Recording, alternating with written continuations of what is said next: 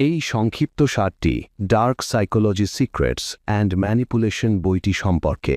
এই বইয়ে আপনি মাইন্ড কন্ট্রোলের গোপন জগৎ, ম্যানিপুলেটরদের গোপন কৌশল এবং কীভাবে মনস্তাত্ত্বিক প্রভাব থেকে নিজেকে রক্ষা করবেন তা সম্পর্কে জানতে পারবেন।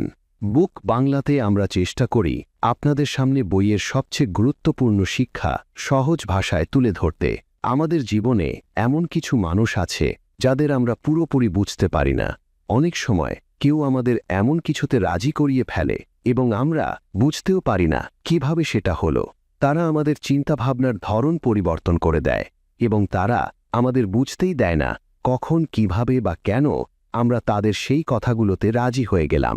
আপনি কি কখনো অনুভব করেছেন যে কেউ নীরবে আপনার সিদ্ধান্তগুলোকে প্রভাবিত করছে, অথবা কেউ আপনার অনুভূতিগুলোকে এমনভাবে ব্যবহার করেছে যে আপনি নিজের জীবনেই অসহায় বোধ করেছেন? তাহলে ডার্ক সাইকোলজির জগতে আপনাকে স্বাগতম। এটি এমন একটি জগৎ যেখানে মানুষের মনের কাজগুলোকে এত গভীরভাবে বোঝা এবং নিয়ন্ত্রণ করা হয় যে সামনের ব্যক্তিটি বুঝতেই পারে না যে সে একটি অদৃশ্য জালে আটকা পড়েছে। পারভেজের বই dark psychology secrets and manipulation এই রহস্যময় জগতের কথাই বলে। এই বইটিতে সেই সব সূক্ষ্ম মানসিক কৌশল এবং চতুরতার আলোচনা করা হয়েছে যা বিশ্বের সবচেয়ে ধূর্ত এবং বুদ্ধিমান ব্যক্তিরা, হোক সে রাজনীতিবিদ, সেলস এক্সপার্ট বা স্বার্থপর কোনো ব্যক্তি, নিজেদের সুবিধার জন্য ব্যবহার করে। এই সংক্ষিপ্ত সারে আমরা এই বইটিকে গভীরভাবে বিশ্লেষণ করব। আমরা প্রতিটি কৌশল এবং পদ্ধতি সহজ ভাষায় ব্যাখ্যা করব।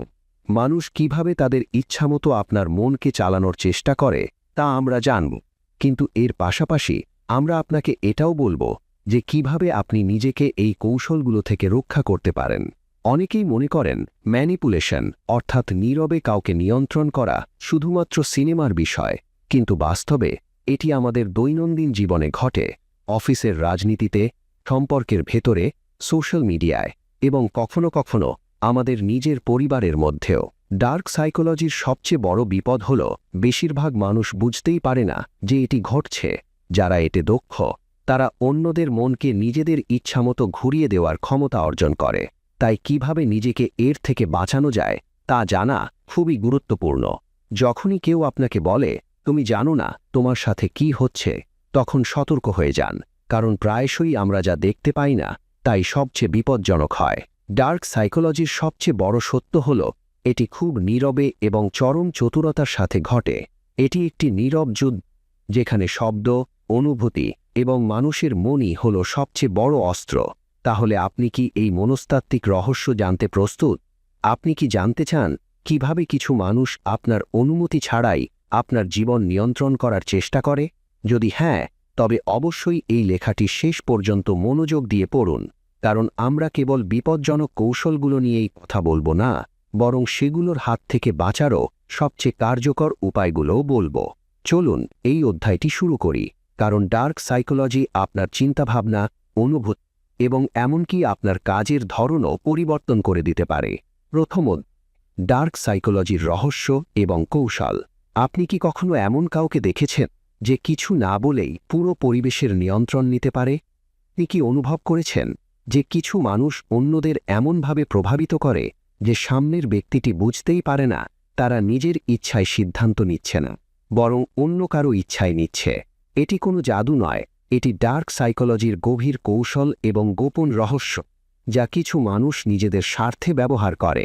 ডার্ক সাইকোলজি হল এমন একটি শিল্প যেখানে মানুষের চিন্তাভাবনা, অনুভূতি এবং সিদ্ধান্ত নেওয়ার পদ্ধতি মনস্তাত্ত্বিক পদ্ধতির মাধ্যমে পরিবর্তন করা হয়। যারা এই শিল্প বোঝে তারা অন্যদের এমনভাবে প্রভাবিত করতে পারে যে ভুক্তভোগী বুঝতেই পারে না যে সে একটি অদৃশ্য জালে আটকা পড়েছে। ডার্ক সাইকোলজির বিশেষজ্ঞরা নির্দিষ্ট কিছু কৌশল ব্যবহার করেন। তাদের মধ্যে সবচেয়ে গুরুত্বপূর্ণ হল ইমোশনাল মিররিং, অর্থাৎ অনুভূতির প্রতিফলন তৈরি করা। এতে একজন ধূর্ত ব্যক্তি ধীরে ধীরে আপনার অঙ্গভঙ্গি, কথা বলার ধরন এবং চিন্তাভাবনার পদ্ধতি নকল করে। যখন কেউ আপনার মতো আচরণ করতে শুরু করে, তখন আপনার অবচেতন মন তাদের আপনার নিজের মতো কেউ মনে করে এবং তাদের বিশ্বাস করতে শুরু করে। আর ঠিক এখান থেকেই অজান্তেই আপনার মন তাদের নিয়ন্ত্রণে যেতে শুরু করে। আরেকটি শক্তিশালী কৌশল হল ভয়ের মাধ্যমে নিয়ন্ত্রণ। মানুষের মস্তিষ্কে ভয়ের দীর্ঘস্থায়ী প্রভাব আছে। যখন আমরা কোনো কিছু নিয়ে ভয় পাই, তখন আমরা তা থেকে বাঁচতে যে কোনো কিছু করতে প্রস্তুত হয়ে যাই। যারা ডার্ক সাইকোলজির ব্যবহার জানে, তারা এই ভয়কে কাজে লাগায়। কথোপকথনের মধ্যে তারা এমন সব শব্দ এবং ধারণা ঢুকিয়ে দেয় যা আপনার মনে অজানা আতঙ্ক এবং দ্বিধা তৈরি করে। তারা আপনাকে এমন অনুভূতি দেয় যে যদি আপনি তাদের কথা না শুনেন, তাহলে খারাপ কিছু ঘটতে পারে। এই ভয় হতে পারে টাকা হারান, সামাজিক অপমানের বা মানসিকভাবে ভেঙে পড়ার। যে ব্যক্তি ভয়ের সঠিক ব্যবহার জানে, সে আপনার মনে এমন একটি গল্প তৈরি করে যা আপনাকে তাদের সাথে একমত হতে বাধ্য করে। তাছাড়া আরেকটি ভয়ঙ্কর কৌশল হল গ্যাস লাইটিং, অর্থাৎ মনস্তাত্ত্বিক পদ্ধতি, যেখানে কেউ ধীরে ধীরে আপনার চিন্তাভাবনা এবং স্মৃতিকে বিভ্রান্ত করার চেষ্টা করে। এতে আপনি নিজেকেই সন্দেহ করতে শুরু করেন, ভাবতে থাকেন, মনে হয় আমিই ভুল ভাবছি, অন্য ব্যক্তি সঠিক। যখন কেউ বারবার বলে তুমি ভুল বুঝেছ বা তোমার স্মৃতি ঠিক নেই, তখন সেটি গ্যাস লাইটিং হতে পারে। এই পদ্ধতিটি এতটাই বিপজ্জনক যে একজন মানুষ নিজের ওপর বিশ্বাস হারিয়ে ফেলে এবং তাকে নিয়ন্ত্রণকারী ব্যক্তির ওপর পুরোপুরি নির্ভরশীল হয়ে পড়ে। ডার্ক সাইকোলজির আরেকটি লুকানো অস্ত্র হল গিল্ট ট্রিপিং, অর্থাৎ অপরাধ বোধ জাগিয়ে তোলা। এখানে একজন ব্যক্তি অন্য কাউকে এমনভাবে লজ্জিত বা দোষী অনুভব করায় যে তারা বাধ্য হয়ে তার কথা মানতে শুরু করে। উদাহরণস্বরূপ, কেউ বলে যদি তুমি আমাকে সাহায্য না করো তাহলে আমার অনেক ক্ষতি হবে, অথবা যদি তুমি আমার কথা না শোনো তার মানে তুমি আমাকে মোটেও গুরুত্ব দাও না। এগুলো সবই গিল্ট ট্রিপিংয়ের উদাহরণ। যদিও এই কৌশলটি বাইরে থেকে সাধারণ মনে হয়, কিন্তু এর প্রভাব খুব গভীর। ধীরে ধীরে মানুষ এর প্রভাবে চলে আসে। ডার্ক সাইকোলজির এই রহস্য শুধুমাত্র ব্যক্তিগত সম্পর্কের মধ্যেই সীমাবদ্ধ নয়, বরং এটি বড় পরিসরেও ব্যবহৃত হয়। এই কৌশলগুলো রাজনীতি, ব্যবসা, মার্কেটিং এবং সোশ্যাল মিডিয়া জগতেও প্রয়োগ করা হয়। বিভিন্ন কোম্পানি মানুষের মনস্তত্ত্ব বোঝে এবং এমন বিজ্ঞাপন তৈরি করে যা তাদের পণ্যের বিক্রি বাড়ায়। তারা বলে স্টক শীঘ্রই শেষ হয়ে যাবে, অফারটি সীমিত সময়ের জন্য, বা এখনই কিনুন, পরে আফসোস করবেন না। ভয়ের এমন বার্তা দিয়ে তারা মানুষকে চিন্তা না করেই দ্রুত সিদ্ধান্ত নিতে বাধ্য করে। ঠিক একইভাবে অনেক রাজনীতিবিদ তাদের কৌশল সফল করতে মানুষের আবেগকে নিয়ন্ত্রণ করে।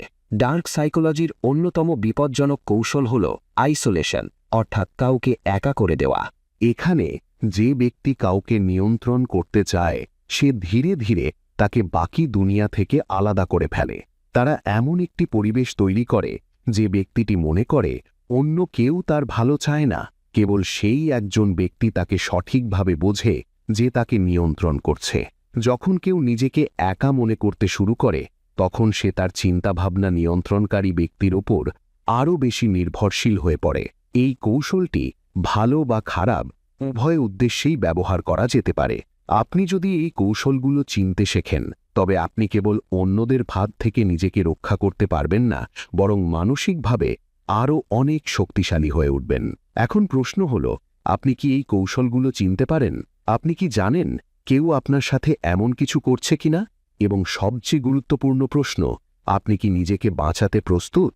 ডার্ক সাইকোলজির এই গোপন কৌশলগুলো জানা কেবল অন্যদের নিয়ন্ত্রণ করার জন্য নয়, এটি নিজেকে নিয়ন্ত্রণ করার জন্যও গুরুত্বপূর্ণ। যখন আপনি এই গভীর মানসিক খেলাটি বুঝতে শিখবেন, তখন কেউ আপনাকে সহজে নিয়ন্ত্রণ করতে পারবে না। এখন সবকিছু আপনার উপর নির্ভর করছে। আপনি কি এই জ্ঞানকে মানসিক ঢাল হিসাবে ব্যবহার করবেন, নাকি মনের অস্ত্র হিসাবে? দ্বিতীয় অধ্যায়, ডার্ক সাইকোলজির বিশ্লেষণ। আপনি কি কখনো ভেবেছেন, যদি আপনার এমন একটি শক্তি থাকত যা দিয়ে আপনি বুঝতে পারতেন কারো মনে কি চলছে, তবে আপনি কতগুলো বিষয় নিজের পক্ষে ঘুরিয়ে নিতে পারতেন? যদি আপনি আগেই বুঝতে পারতেন যে কেউ আপনার সাথে মানসিক খেলা খেলছে, তবে আপনি সেই ফাঁদে পড়ার আগেই নিজেকে বাঁচাতে পারতেন। এই বিষয়গুলো বোঝার জন্য আমাদের ডার্ক সাইকোলজি বিশ্লেষণ করতে হবে। এটি সাধারণ মনোবিজ্ঞান নয়, বরং মানুষের মস্তিষ্কের সেই গভীর দিকগুলো বোঝার চেষ্টা, যা নিয়ে বেশিরভাগ মানুষ কখনো চিন্তাও করে না। ডার্ক সাইকোলজি এমন একটি ক্ষেত্র যা ক্ষমতা, নিয়ন্ত্রণ এবং প্রভাবের ওপর ভিত্তি করে কাজ করে।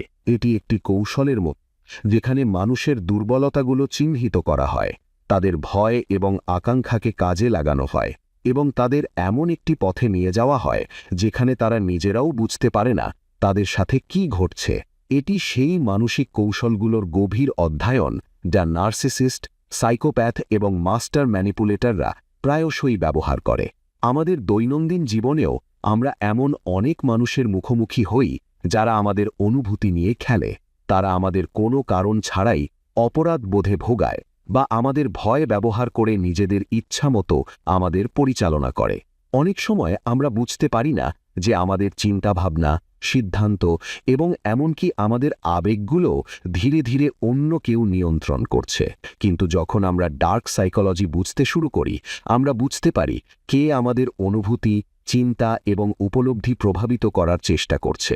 ডার্ক সাইকোলজি বোঝার জন্য প্রথম এবং সবচেয়ে গুরুত্বপূর্ণ পদক্ষেপ হল মানুষের মস্তিষ্ক কিভাবে কাজ করে তা জানা। আমাদের মন এমনভাবে কাজ করে যেখানে আমাদের ভয়, আকাঙ্ক্ষা এবং দুর্বলতাগুলো আমাদের সংবেদনশীল অর্থাৎ দুর্বল করে তোলে। যখন কেউ আমাদের প্রশংসা করে বা গ্রহণ করে আমরা খুশি হই, কিন্তু যখন কেউ আমাদের উপেক্ষা করে আমরা অস্থির হয়ে পড়ি। যদি কেউ আমাদের ভয়ের জায়গায় আঘাত করে আমরা আতঙ্কিত হয়ে পড়ি, এবং যদি কেউ আমাদের সঠিক প্রমাণ করে আমরা তাদের প্রতি আকৃষ্ট হই। এটি মানুষের সাধারণ মনস্তত্ত্ব, এবং এই মনস্তত্ত্বই হল ডার্ক সাইকোলজির ভিত্তি। একটু ভাবুন, যখন কেউ আপনাকে বোঝাতে চায় যে আপনি ভুল এবং তারা সঠিক, তখন কি এটি কেবল একটি যুক্তি? যদি কেউ বলে তুমি যদি এটা করো তবে আমি অপমানিত হব, তবে কি এটি কেবল একটি আবেগপূর্ণ অনুরোধ? যদি কেউ ভয় দেখিয়ে আপনাকে কোনো সিদ্ধান্ত নিতে বাধ্য করে, তবে কি এটি কেবল একটি সতর্কবার্তা? না, এগুলো সবই ডার্ক সাইকোলজির কৌশল। এগুলো সেই পদ্ধতি যার মাধ্যমে মানুষ অন্যদের নিয়ন্ত্রণ করে। ডার্ক সাইকোলজির সবচেয়ে বিপজ্জনক অস্ত্রগুলোর মধ্যে কয়েকটি হল ম্যানিপুলেশন বা চতুরতার সাথে নিয়ন্ত্রণ করা, প্রতারণা বা ডিসেপশন, গ্যাসলাইটিং বা কারো চিন্তাভাবনাকে ভুল প্রমাণ করা, গিল্ট ট্রিপিং বা অপরাধ বোধ তৈরি করা, এবং ইমোশনাল এক্সপ্লয়টেশন বা আবেগের শোষণ। এই সমস্ত কৌশলের মূল লক্ষ্য একটাই: ধীরে ধীরে একজন মানুষের অনুভূতি এবং চিন্তার প্রবাহকে নিয়ন্ত্রণে আনা। যখন কেউ আপনাকে গিল্ট ট্রিপ করে এবং বোঝাতে চায় যে আপনি একজন খারাপ মানুষ যাতে আপনি তাদের কথা মেনে নেন, তখন এটি ডার্ক সাইকোলজির একটি স্পষ্ট উদাহরণ। যখন কেউ আপনার চিন্তাভাবনাকে বিকৃত করে এবং বলে তোমার চিন্তাটাই ভুল, তখন সেটি গ্যাসলাইটিং। আর যখন কেউ ধাপে ধাপে মিথ্যা বলে আপনাকে তাদের প্রভাবে নিয়ে আসে, তখনও সেটি ডার্ক সাইকোলজির অংশ। ডার্ক সাইকোলজির আরেকটি গুরুত্বপূর্ণ দিক হল প্ররোচনা বা পারসুয়েশন এবং ম্যানিপুলেশন বা চতুরতার সাথে নিয়ন্ত্রণ করা। এই দুটির মধ্যে পার্থক্য করা। অনেকে মনে করেন এই দুটি একই, কিন্তু আসলে দুটির মধ্যে একটি সূক্ষ্ম পার্থক্য রয়েছে। প্ররোচনা বা পারসুয়েশন মানে বোঝানো। এটি এমন একটি অর্থ যেখানে আপনি যুক্তি এবং আবেগের ভারসাম্য বজায় রেখে কাউকে চাপ না দিয়ে আপনার কথাটি ব্যাখ্যা করেন। এটি একটি নৈতিক পদ্ধতি। ম্যানিপুলেশন মানে নিয়ন্ত্রণ। এতে আপনি অন্যের আবেগ নিয়ে খেলেন এবং তাদের নিজের পথে চালাতে চান। এটি একটি অনৈতিক পদ্ধতি। যদি আমরা ডার্ক সাইকোলজি সঠিকভাবে অধ্যয়ন করি, তবে আমরা বুঝতে পারব মানুষ কিভাবে চিন্তা করে, তারা কিভাবে প্রতিক্রিয়া জানায় এবং কোন পরিস্থিতিতে তারা সবচেয়ে বেশি দুর্বল হয়ে পড়ে। এর মানে এটি নয় যে আমরা এই জ্ঞানের অপব্যবহার করব, বরং সঠিকভাবে ব্যবহার করলে এই জ্ঞান আমাদের নিজেদের রক্ষা করতে সাহায্য করতে পারে। যখন আমরা অনুভব করি কেউ আমাদের আবেগ নিয়ে খেলছে, আমরা সতর্ক হয়ে যাই এবং সেই ফাঁদে পড়ার আগেই নিজেকে বাঁচাতে পারি। এই অধ্যায়ের সবচেয়ে বড় প্রশ্ন হল, আপনি কি জানেন হয়তো কোনো সময় ডার্ক সাইকোলজির কোনো কৌশল আপনার উপরও ব্যবহার করা হয়েছে? আপনি কি কখনো অনুভব করেছেন যে আপনি নিজের কোনো সিদ্ধান্ত নিজে নেননি, বরং কেউ নীরবে আপনাকে সেই কাজটি করতে বাধ্য করেছে? আপনি কি কখনো এমন কোনো সম্পর্কে ছিলেন যেখানে আপনাকে গ্যাস লাইটিং বা গিল্ট ট্রিপিংয়ের মতো মানসিক চাপের মুখোমুখি হতে হয়েছে? ডার্ক সাইকোলজি বিশ্লেষণ করা মানে নিজের মস্তিষ্ককে আরও শক্তিশালী করা। এটি কেবল ম্যানিপুলেশন বোঝার বিজ্ঞান নয়, বরং এটি একটি মানসিক বর্ম যা আপনাকে সেই সব মানুষের হাত থেকে রক্ষা করতে পারে যারা আপনার অনুভূতি নিয়ে খেলতে চায়। যখন আপনি ডার্ক সাইকোলজির কৌশলগুলো চিনতে শিখবেন, তখন আপনি কারো মানসিক ফাঁদে পড়া থেকে নিজেকে বাঁচাতে পারবেন। আপনি আপনার মানসিক শক্তি বাড়াতে পারেন এবং আরও সচেতনতা এবং বিচার বিবেচনার সাথে জীবনের সিদ্ধান্ত নিতে পারেন। এখন সিদ্ধান্ত আপনার। আপনি কি অন্যের হাতের পুতুল হয়ে থাকতে চান, নাকি আপনি নিজের মনের আসল শক্তি চিনতে চান এবং নিজের জন্য একটি শক্তিশালী মানসিক ঢাল তৈরি করতে চান? তৃতীয় অধ্যায়, ম্যানিপুলেশনের শিল্প। আপনি কি কখনো ভেবেছেন কিভাবে কিছু মানুষ অন্যদের এত সহজে রাজি করিয়ে ফেলে? কিভাবে তারা কেবল কথাবার্তা এবং শারীরিক ভাষার মাধ্যমে, জোর না করে, তর্ক না করে, সামনের ব্যক্তির চিন্তাভাবনা এবং সিদ্ধান্ত নিজেদের ইচ্ছামতো পরিবর্তন করে দেয়? এই সব কিছুই একটি বিশেষ কৌশলের ফল। ম্যানিপুলেশন কেবল একটি মনস্তাত্ত্বিক কৌশল নয়, এটি এক ধরনের খেলা যেখানে মানুষের আবেগ, ভয়, আকাঙ্ক্ষা এবং মানসিক দুর্বলতাকে কাজে লাগানো হয়। একজন দক্ষ ম্যানিপুলেটর, অর্থাৎ যে প্রতারণার মাধ্যমে নিয়ন্ত্রণ করে, সে এমন একজন ব্যক্তি যে সামনের ব্যক্তির অবচেতন মনে পৌঁছে যায় এবং তাদের বিশ্বাস করায় যে তারা যে সিদ্ধান্তটি নিয়েছে তা তাদের নিজেদের, যদিও বাস্তবে প্রতিটি পদক্ষেপ আগে থেকেই এমনভাবে পরিকল্পনা করা হয়েছিল যে আমরা মনে করি আমরা নিজেদের ইচ্ছায় এটি বেছে নিয়েছি। ভেবে দেখুন, যখন কেউ বলে, যদি তুমি আমাকে ভালোবাসো তবে তোমাকে অবশ্যই এটা করতে হবে, তখন কি এটি ভালোবাসার আবেদন, নাকি এক ধরনের মানসিক চাপ? যখন কেউ সাহায্য না করার জন্য আপনাকে অপরাধ বোধে ভোগায়, যদিও আপনার যুক্তি ঠিক ছিল, তখন কি এটি কেবল একটি সাধারণ অনুরোধ, নাকি একটি ধূর্ত মানসিক ফাঁদ? যখন কেউ আপনাকে তাদের কথায় বিশ্বাস করায়, এই বলে যে তুমি ভুল, আমি ঠিক, তখন কি এটি কেবল একটি সাধারণ বিতর্ক, নাকি আপনার মস্তিষ্কের ওপর একটি সূক্ষ্ম আক্রমণ? ম্যানিপুলেশনের শিকড় আমাদের আবেগের গভীরে নিহিত। মানুষ আবেগপ্রবণ জীব। আমরা সবাই ভালোবাসা চাই, সম্মান চাই, নিরাপত্তা চাই এবং এই অনুভূতি চাই যে আমরা গ্রহণযোগ্য। আর যখন কেউ এই আবেগগুলোকে নিয়ন্ত্রণে নিয়ে আসে, তখন তারা আমাদের ইচ্ছামতো পরিচালনা করতে পারে। এই শিল্পটি এতটাই সূক্ষ্ম যে আমরা বুঝতেই পারি না যে আমরা নিয়ন্ত্রিত হচ্ছি। আমরা মনে করি আমরা আমাদের নিজেদের সিদ্ধান্ত নিচ্ছি, কিন্তু বাস্তবতা হল সেগুলো আগে থেকেই এমনভাবে ঠিক করা থাকে যে আমরা অনুভব করি আমরা নিজেদের ইচ্ছায় সেগুলো বেছে নিয়েছি। একজন দক্ষ ম্যানিপুলেটর জানে মানুষের সবচেয়ে বড় দুর্বলতা কি। কেউ প্রশংসা বা স্বীকৃতি চায়, কেউ ভয় দেখিয়ে নিয়ন্ত্রণ করা যায়, কাউকে অপরাধ বোধে ফেলে কাজ করানো যায়, আবার কাউকে এমন পরিস্থিতিতে রাখা হয় যে তাদের অন্য কোনো উপায় থাকে না। এই সবই একটি মানসিক খেলা, যেখানে বাইরে থেকে মনে হয় কেউ হারছে না, কিন্তু ভিতরে ভিতরে একজন মানুষ পুরোপুরি ভেঙে পড়ে।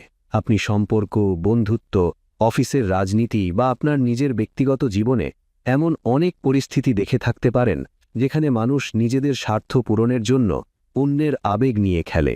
আপনি কি কখনো অনুভব করেছেন কেউ আপনাকে এমন একটি কাজ করতে রাজি করিয়েছে যা আপনি মোটেও করতে চাননি? কেউ কি আপনাকে এত বেশি অপরাধ বোধে ডুবিয়ে দিয়েছে যে আপনি তাদের কথা মেনে নিয়েছেন এবং পরে মনে হয়েছে যে আপনি নিজের প্রতি অবিচার করেছেন?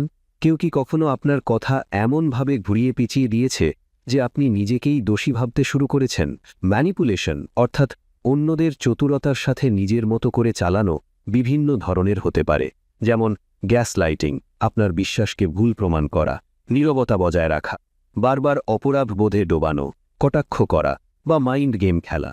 এই সমস্ত কৌশলের উদ্দেশ্য একটাই, আপনার চিন্তা, অনুভূতি এবং সিদ্ধান্ত নেওয়ার ক্ষমতা নিয়ন্ত্রণ করা। যখন কেউ বারবার আপনাকে বোঝাতে থাকে যে আপনার চিন্তাভাবনা ভুল এবং আপনাকে তাদের কথা মেনে নিতে হবে, তখন সেটি হলো গ্যাসলাইটিং। যখন কেউ আপনার সাথে কথা না বলে চুপ করে থাকে যাতে আপনি তাদের ইচ্ছামতো চলেন, সেটিও এক ধরনের ম্যানিপুলেশন। আর যখন কেউ বারবার আপনাকে এমনভাবে বোঝায় যে আপনি একটি ভুল করেছেন এবং আপনার লজ্জিত হওয়া উচিত, তখন সেটি হয়ে যায় গিল্ট ট্রিপিং। কিন্তু প্রশ্ন হল, ম্যানিপুলেশন কি সবসময় খারাপ? উত্তরটা এত সহজ নয়। কখনো কখনো এটি আত্মরক্ষার একটি উপায় হতে পারে। যখন কেউ জোরপূর্বক আপনাকে প্রভাবিত করতে চায়, তখন সামান্য চতুরতার মাধ্যমে প্রতিক্রিয়া জানানোই একমাত্র পথ হতে পারে। যদি সামনের ব্যক্তি বিষাক্ত হয় বা নিজেকে সর্বজ্ঞ হিসেবে উপস্থাপন করে, তবে ম্যানিপুলেশন আত্মরক্ষার একটি অস্ত্র হতে পারে। তবে সবচেয়ে গুরুত্বপূর্ণ বিষয়টি হল, আপনার বোঝা উচিত যে আপনার সাথে ম্যানিপুলেশন হচ্ছে। নিজেকে বাঁচাতে প্রথমে আপনাকে এই কৌশলগুলো শনাক্ত করতে শিখতে হবে। যদি আপনি বুঝতে পারেন যে কেউ আপনার আবেগ নিয়ে খেলছে, তবে আপনি সেই খেলা থেকে বেরিয়ে আসতে পারবেন। আপনাকে বুঝতে হবে যে প্রতিবার কারো রাগ, আবেগপূর্ণ বিতর্ক বা আপনাকে অপরাধ বোধে ভোগানো সৎ উদ্দেশ্য নিয়ে ঘটে না। অনেক সময় এটি একটি কৌশল যাতে তারা আপনাকে তাদের ইচ্ছা মতো চালাতে পারে। চতুর্থ অধ্যায়, প্ররোচনা বা পারসুয়েশন। আপনি কি কখনো ভেবেছেন কেন কিছু মানুষ এত প্রভাবশালী হয়? তারা যা বলে মানুষ তা মেনে নেয়। যখন তারা কিছু চায় সামনের মানুষ না বলতে পারে না। তাদের উপস্থিতিতেই এক অন্যরকম শক্তি থাকে যা মানুষকে তাদের কথা মানতে বাধ্য করে। এটি কোনো জাদু নয়, এটি হলো বোঝানোর শিল্প, অর্থাৎ পারসুয়েশন। পারসুয়েশন হলো এক ধরনের অদৃশ্য শক্তি যা ধীরে ধীরে মানুষের মনের উপর প্রভাব ফেলে। এটি জোর করে বা ম্যানিপুলেশনের মতো কোনো প্রতারণার মাধ্যমে ঘটে না, বরং এটি একটি নম্র প্রভাব যেখানে সামনের ব্যক্তি নিজে থেকেই আপনার কথার প্রতি আকৃষ্ট হয় এবং তা গ্রহণ করে। তারা বুঝতেই পারেন না যে তাদের উপর একটি প্রভাব ফেলা হচ্ছে। বোঝাতে সক্ষম বা কনভিন্সিং ব্যক্তি সে নয় যে কাউকে জোর করে রাজি করায়, বরং সে হল সেই ব্যক্তি যে সামনের মানুষের চিন্তা, আবেগ এবং প্রয়োজন বোঝে এবং সেগুলোর উপর ভিত্তি করে তাদের নিজের পক্ষে নিয়ে আসে। একজন ভালো বিক্রেতা সেই যে গ্রাহক কী অনুভব করছে তা বোঝে এবং সেই অনুভূতির ওপর ভিত্তি করে এমন কিছু বিক্রি করে যা গ্রাহকের আসলে প্রয়োজন ছিল না। একটু ভাবুন, যখন একজন সেলসম্যান আপনাকে এমন কিছু বিক্রি করে যা আপনি কিনতে যাননি, তখন সেটা কেবল একটি ভালো বিক্রয় কৌশল ছিল নাকি বোঝানোর শক্তি? যখন একজন নেতা তার কথার জাদুতে হাজার হাজার মানুষকে তার পক্ষে নিয়ে আসেন, তখন সেটা কেবল একটি ভাষণ ছিল নাকি একটি গভীর মনস্তাত্ত্বিক কৌশল? যখন একজন বন্ধু, আত্মীয় বা কহুসঙ্গী জোর না করেই কোনো কাজ করিয়ে নেয়, তখন সেটা কেবল কাকতালীয় ছিল নাকি পারসুয়েশনের প্রভাব? পারসুয়েশনের আসল শক্তি এর নম্রতার মধ্যে নিহিত। এটি কারও ওপর আপনার মতামত চাপিয়ে দেওয়ার কৌশল নয়, বরং একটি শিল্প যা অন্যের চিন্তার প্রবাহকে এমনভাবে প্রভাবিত করে যে তারা নিজেরাই আপনার কথাকে সঠিক বলে মেনে নেয়। এই কারণে বিশ্বের সবচেয়ে সফল ব্যক্তিরা, হোক সে ব্যবসায়ী, নেতা, রাজনীতিবিদ, সেলস এক্সপার্ট বা মোটিভেশনাল স্পিকার, সবাই পারসুয়েশন বা বোঝানোর শিল্পে দক্ষ। মানুষ আবেগপ্রবণ প্রাণী এবং তাদের প্রতিটি সিদ্ধান্তে আবেগ একটি বড় ভূমিকা পালন করে। বোঝাতে দক্ষ একজন ব্যক্তি জানেন যে যুক্তির চেয়ে আবেগ বেশি প্রভাবিত করে। তাই বড় বক্তারা কেবল তথ্য দেন না, তারা তাদের কথা আবেগের মোড়কে উপস্থাপন করেন, যাতে মানুষ কেবল বোঝে না বরং অনুভবও করে। আপনি যদি লক্ষ্য করেন তবে দেখবেন আমাদের দৈনন্দিন জীবনে পারসুয়েশন সবচেয়ে বেশি ব্যবহৃত হয়। যখন একটি শিশু তার বাবা মায়ের কাছে একটি দামি খেলনা পাওয়ার জন্য বারবার আবদার করে, সেটিও পারসুয়েশন। যখন একজন বস কোনো অফিসিয়াল আদেশ ছাড়াই একজন কর্মচারীকে দিয়ে অতিরিক্ত সময় কাজ করিয়ে নেন, সেটিও পারসুয়েশন। যখন প্রেমিক বা প্রেমিকা কোনো সিদ্ধান্তে সম্মতি পেতে চায়, সেটিও পারসুয়েশনের একটি অংশ। কিন্তু পারসুয়েশন এবং ম্যানিপুলেশনের মধ্যে একটি সূক্ষ্ম পার্থক্য রয়েছে। ম্যানিপুলেশন মানে কারো আবেগ নিয়ে খেলে তাকে কিছু করতে বাধ্য করা। অন্যদিকে পারসুয়েশন মানে ধীরে ধীরে কারো চিন্তাভাবনাকে এমনভাবে প্রভাবিত করা যে তারা নিজেরাই আপনার কথাকে সঠিক বলে মেনে নেয়। একজন ভালো কনভিন্সার বা বোঝাতে সক্ষম ব্যক্তি কখনোই ভয় দেখিয়ে বা কারো মধ্যে অপরাধবোধ তৈরি করে সম্মতি পাওয়ার চেষ্টা করে না। সে কোনো প্রতারণার পথ অবলম্বন করে না, বরং সে বোঝে সামনের ব্যক্তির চাহিদা কী, তাদের প্রয়োজন কী, এবং সেই প্রয়োজনগুলো মাথায় রেখে তার কথা এমনভাবে উপস্থাপন করে যে অন্য পক্ষ নিজে থেকেই রাজি হয়ে যায়। পারসুয়েশনের সবচেয়ে বড় শক্তি ঠিক এখানেই। এটি একটি অদৃশ্য শক্তির মতো কাজ করে। যদি সঠিকভাবে ব্যবহার করা হয় তবে এটি যে কোনো মানুষের চিন্তাভাবনা পরিবর্তন করতে পারে। আপনি কি লক্ষ্য করেছেন যে বড় ব্র্যান্ডগুলো তাদের বিজ্ঞাপনে কেবল পণ্যের গুণাবলী নিয়ে কথা বলে না, তারা আমাদের আবেগ স্পর্শ করে। পারফিউমের বিজ্ঞাপনে কেবল গন্ধের বর্ণনা থাকেন, বরং এমন একটি অনুভূতি তৈরি করা হয় যেন এটি ব্যবহার করলে আপনি আরও আকর্ষণীয় এবং আত্মবিশ্বাসী হয়ে উঠবেন। গাড়ির বিজ্ঞাপনে কেবল বৈশিষ্ট্য নয়, বরং আপনাকে এক ধরনের বিলাসিতা, সাহসিকতা এবং ক্ষমতার অভিজ্ঞতা দেওয়া হয়। এটি পারসুয়েশনের আসল শক্তি। কোনো জিনিসকে এমনভাবে উপস্থাপন করা যে মানুষ কেবল দেখে না, বরং সেই জিনিসের সাথে এক ধরনের মানসিক সংযোগ অনুভব করে। এখন প্রশ্ন আসে, পারসুয়েশন কি শেখা যায়? উত্তর হলো অবশ্যই। এটি কোনো জন্মগত গুণ নয়, বরং একটি দক্ষতা যা শেখা যায় এবং অনুশীলনের মাধ্যমে উন্নত করা যায়। যদি আপনি এই শিল্পটি ভালো করে বোঝেন, তবে আপনি আপনার ব্যক্তিগত এবং প্রশাসনিক জীবনে, উভয় জীবনেই এটিকে একটি শক্তিশালী অস্ত্র হিসেবে ব্যবহার করতে পারেন। পঞ্চম অধ্যায়, ডার্ক সাইকোলজি থেকে আপনি কিভাবে নিজেকে রক্ষা করবেন। আপনি কি কখনো অনুভব করেছেন যে কেউ ধীরে ধীরে আপনাকে নিয়ন্ত্রণ করছে, কিন্তু আপনি বুঝতে পারছেন না কিভাবে? কেউ কি কখনো এমন আচরণ করেছে যে মনে হয়েছে তারা আপনার অনুভূতি নিয়ে খেলছে, বারবার আপনাকে অপরাধ বোধে ভুগতে বাধ্য করছে বা তাদের ইচ্ছে মতো চালাচ্ছে? যদি হ্যাঁ, তবে এটি জানা অত্যন্ত জরুরি যে কিভাবে আপনি নিজেকে ডার্ক সাইকোলজির প্রভাব থেকে রক্ষা করতে পারেন। এটি কোনো ছোট বিষয় নয়, কারণ বেশিরভাগ সময় আমরা বুঝতেই পারি না যে আমাদের সাথে একটি মানসিক খেলা বা মাইন্ড গেম চলছে, এবং ধীরে ধীরে আমরা এর শিকার হই। ডার্ক সাইকোলজির সবচেয়ে ভয়ঙ্কর দিক হল এটি এত নীরবে এবং ধীরে ধীরে প্রভাব ফেলে যে আমরা এটি শনাক্ত করতে পারি না। এটি কারো কথার মধ্যে, তাদের কথা বলার ধরনে, শারীরিক ভাষায়, এমনকি কেবল তাদের উপস্থিতিতেও লুকিয়ে থাকতে পারে। যারা এই কৌশলে দক্ষ তারা অন্যদের এমনভাবে নিয়ন্ত্রণ করে যে সামনের ব্যক্তিটি বুঝতেই পারে না তাদের উপর মানসিক প্রভাব ফেলা হচ্ছে। কিন্তু যদি আপনি এই কৌশলগুলো চিনতে শেখেন এবং নিজেকে রক্ষা করার উপায়গুলো জানেন, তবে কেউ আপনাকে সহজে নিয়ন্ত্রণ করতে পারবে না। একেবারে প্রথম এবং গুরুত্বপূর্ণ পদক্ষেপ হল সচেতনতা বা সেলফ অ্যাওয়ারনেস, অর্থাৎ নিজের সম্পর্কে গভীর উপলব্ধি। যদি আপনি নিজের চিন্তাভাবনা, অনুভূতি এবং প্রতিক্রিয়াগুলো ভালো করে চিনতে পারেন, তবে কেউ আপনাকে সহজে প্রভাবিত করতে পারবে না।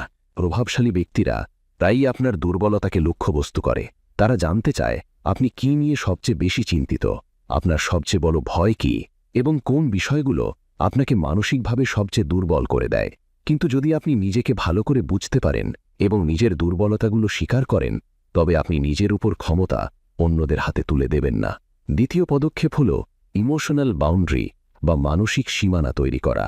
অনেক মানুষ সহজেই ম্যানিপুলেশনের শিকার হয়, কারণ তারা সঠিকভাবে বোঝে না কখন কারো কথা গুরুত্ব দিয়ে শুনতে হবে এবং কখন নিজের মানসিক শক্তি সংরক্ষণ করতে হবে। ম্যানিপুলেটররা সবসময় চাইবে আপনি আপনার সীমা ভুলে যান এবং তাদের ইচ্ছে মতো চলেন। তারা গিল্ট ট্রিপিং বা অপরাধ বোধ জাগিয়ে বা আপনার নিজের আবেগ ব্যবহার করে চাপ সৃষ্টি করে আপনাকে নিয়ন্ত্রণ করতে চাইবে। কিন্তু যদি আপনি আপনার আবেগ নিয়ন্ত্রণ করতে শেখেন, তবে আপনি সহজেই অন্যদের কৌশল থেকে নিজেকে রক্ষা করতে পারবেন। যখন আপনি না বলতে শিখবেন এবং আপনার সীমানায় অটল থাকবেন, তখন আপনি এই মানসিক খেলাগুলো থেকে নিজেকে নিরাপদ রাখতে পারবেন।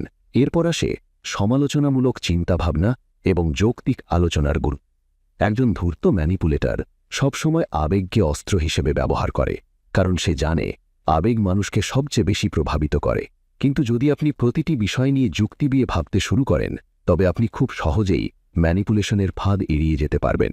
যখনই কেউ আপনাকে কিছু বলে বা কোনো কিছুতে বোঝাতে চায়, নিজেকে অবশ্যই এই প্রশ্নটি করুন, এই কথাটি কি সত্যি, নাকি এটি কেবল একটি আবেগের ফাঁদ? অনেক সময় কেবল এই প্রশ্নটি আমাদের মানসিক ফাঁদে পড়া থেকে বাঁচাতে পারে। ডার্ক সাইকোলজি থেকে বাঁচার জন্য সবচেয়ে গুরুত্বপূর্ণ হল দৃঢ়তা এবং স্পষ্টতা। একজন ম্যানিপুলেটর কেবল তখনই শক্তিশালী হয় যখন সামনের ব্যক্তি দুর্বল হয়। কিন্তু যখন আপনি নিজের ওপর বিশ্বাস রাখেন, আপনার মতামত স্পষ্টভাবে প্রকাশ করেন এবং চাপের মধ্যেও নিজের সিদ্ধান্ত নিজে নেন, তখন কেউ আপনাকে সহজে ম্যানিপুলেট করতে পারবে না। এর পাশাপাশি আপনার আশেপাশের মানুষকে ভালো করে বোঝা খুব জরুরি। অনেক সময় যারা আমাদের ম্যানিপুলেট করে তারা আমাদের খুব কাছের হয়, যেমন বন্ধু, সহকর্মী, আত্মীয়, এমনকি আমাদের নিজের পরিবারের সদস্যরাও। তারা ধীরে ধীরে আমাদের আবেগের ফাঁদে ফেলতে শুরু করে এবং আমরা বুঝতেই পারি না যে আমাদের সাথে একটি মানসিক খেলা চলছে। তাই কেউ কি বলছে তার চেয়ে বেশি গুরুত্বপূর্ণ হল তাদের আচরণ কেমন। যদি কেউ বারবার আপনাকে অপমান করে, আপনাকে দোষী অনুভব করায় বা আপনাকে মানসিকভাবে ক্লান্ত করে দেয়, তবে সেটি একটি রেড ফ্ল্যাগ বা সতর্ক সংকেত। এমন মানুষদের থেকে সাবধান হওয়া খুব জরুরি। ডার্ক সাইকোলজি থেকে বাঁচার সেরা উপায় হল নিজেকে মানসিকভাবে শক্তিশালী করা। এর মানে হল নিজের আত্মসম্মান, নিজের মূল্য এবং আত্মবিশ্বাস বাড়ানো। যখন একজন চতুর ব্যক্তি দেখে যে আপনি নিজেকে সম্মান করেন, তখন সে আপনাকে নিয়ন্ত্রণ করতে পারে না। এমন লোকেরা সাধারণত তাদেরই লক্ষ্যবস্তু করে যাদের অন্যদের প্রশংসা বা স্বীকৃতির প্রয়োজন হয়, অথবা যারা খুব আবেগপ্রবণ হয়। কিন্তু যদি আপনি নিজের গুরুত্ব বুঝতে পারেন, তবে কেউ আপনাকে অপরাধবোধ অনুভব করিয়ে নিজেদের মতো চালাতে পারবে না। ডার্ক সাইকোলজি থেকে বাঁচার আরেকটি উপায় হল দূরত্ব তৈরি করা। যদি আপনি বুঝতে শুরু করেন যে কোনো ব্যক্তি বারবার আপনার মানসিক অবস্থার ওপর খারাপ প্রভাব ফেলছে, তবে সেরা উপায় হল ধীরে ধীরে সেই ব্যক্তি থেকে সরে যাওয়া। প্রতিবার এটি করা সহজ নয়, কিন্তু যেখানে সুযোগ আছে সেখানে এমন বিষাক্ত মানুষদের থেকে দূরে থাকাই বুদ্ধিমানের কাজ। অনেক সময় সেরা প্রতিরক্ষা হল নিজেকে সেই পরিবেশ বা সম্পর্ক থেকে সরিয়ে নেওয়া যেখান থেকে ব্যথা বা মানসিক চাপ আসছে। আরেকটি বিষয় খুব গুরুত্বপূর্ণ, নিজেকে ভুক্তভোগী হিসাবে দেখা বন্ধ করুন। অনেকে ভাবে আমার সাথেই বারবার ভুল হয়, সবাই আমাকে ঠকায়, আমি কিছুই করতে পারবো না। কিন্তু সত্য হলো, ডার্ক সাইকোলজি তখনই কাজ করে যখন কেউ এটি চিনতে পারে না। যখন আপনি এই মানসিক কৌশলগুলো চিনতে এবং বুঝতে শুরু করেন, তখন আপনি ভেতর থেকে এত শক্তিশালী হয়ে ওঠেন যে কেউ আপনাকে সহজে নিয়ন্ত্রণ করতে পারে না। সবাই ডার্ক সাইকোলজির অর্থ বোঝে না, কিন্তু যারা একবার বোঝে তারা তাদের পুরো জীবন পরিবর্তন করতে পারে। এখন এটি আপনার উপর নির্ভর করছে, আপনি কি এটিকে কেবল একটি মনস্তাত্ত্বিক শব্দ হিসাবে দেখবেন, নাকি আপনি এটিকে একটি মানসিক ঢাল বানাবেন এবং প্রতিটি আবেগের ফাঁদ ও প্রতারণা থেকে নিজেকে রক্ষা করবেন। সংক্ষেপে, এই বইয়ের সারাংশ আমাদের শিখিয়েছে যে ডার্ক সাইকোলজি সূক্ষ্ম কারসাজি হয় এবং আবেগের শোষণের ওপর নির্ভর করে, কিন্তু আত্মসচেতনতা তৈরি করে, সীমানা নির্ধারণ করে এবং সমালোচনামূলক চিন্তাভাবনার মাধ্যমে আমরা আমাদের ক্ষমতা পুনরুদ্ধার করতে পারি এবং অন্যদের আমাদের জীবন নিয়ন্ত্রণ করা থেকে আটকাতে পারি। এই ছিল বইয়ের মূল শিক্ষা।